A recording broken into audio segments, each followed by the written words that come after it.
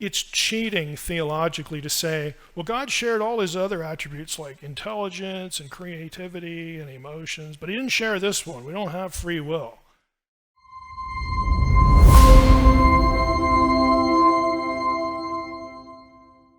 A couple other things. So Adam and Eve, we'll spend a few minutes on this because we're going to get into it a little bit later next week. But we know what happens with Adam and Eve. Again, we know the story. I'm not going to rehearse, the story itself.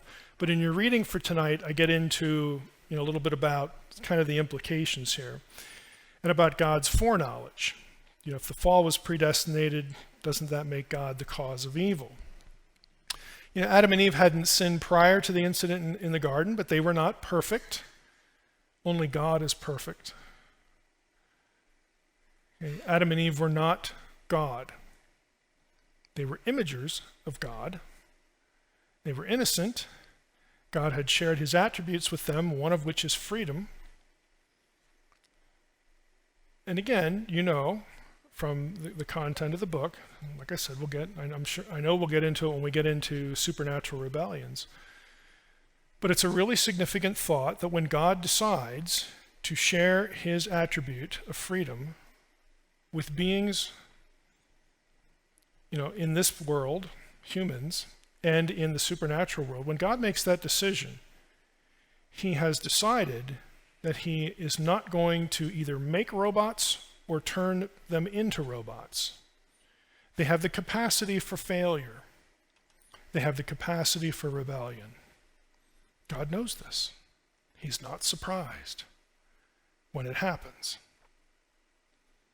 This is the basis of what theologians and philosophical theologians will call the free will defense, the free will theodicy, the explanation for evil. It's a view that derives from and arises from the text because of imaging. This is what I want you to see. You cannot rightly be called an imager of God if you do not have this attribute. Because God is not without that attribute. God is not a robot. It's cheating theologically to say, well, God shared all his other attributes like intelligence and creativity and emotions, but he didn't share this one. We don't have free will. But the other ones, yeah, Well, you cheat. On what basis are you going to withhold this one and accept all the other ones? Because that's what, some creedal statement says in the 16th century. Well, good for you, okay? On what biblical basis are you going to withhold that? Are you going to say, all the other ones count except for this one? Because if that one gets on the table, then we have an explanation for evil that doesn't involve God forcing sin, predestinating sin, or even needing sin.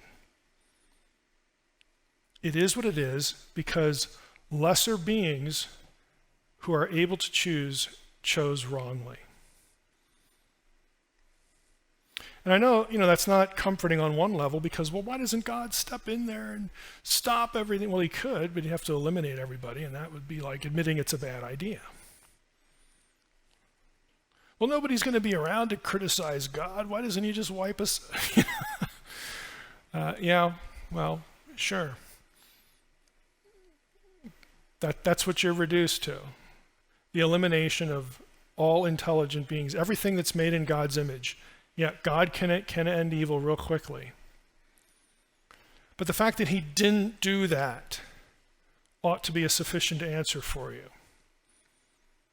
He has something else in mind despite the pain of failure, the pain of evil. Now, I want to get to this one. We can talk about the temptation, and we will a little bit later. I want to get to this summary note, and then I want to share a resource with you. This is from a guy named Terence Fretheim. I believe this is the Fretheim quote. And I don't agree with him theologically on certain things. But I like the way he puts this. The continued use of image of God language in the narrative, remember, image of God, it doesn't go away after the fall, chapter 5, chapter 9, is notable in that Adam is not presented as a slob or Eve as a foul wretch. I kind of like the way he put that. They're still imagers, is his point. They're not lesser in status. God sending them out of Eden to take up the same task given in 2:15, and he repeats it in 3:23, recognizes that humanity has not been reduced to a state of total depravity. Like, there's just nothing good in you anymore. Why do you even exist? I'm just going to turn my back on you and we're done. Adam and Eve leave the garden with a certain integrity. They're still imagers, still the bearers of the divine purposes for the world. Moreover, that the flood story does not immediately follow is important.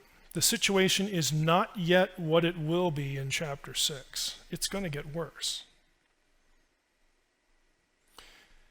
Rather, the creator of the universe takes on human form, goes for a walk among the creatures. That's Genesis 3:8, by the way. And personally engages them. This is no naive theology. God comes to the man and the woman in their sin. God does not leave them or walk elsewhere. I think that's really well said.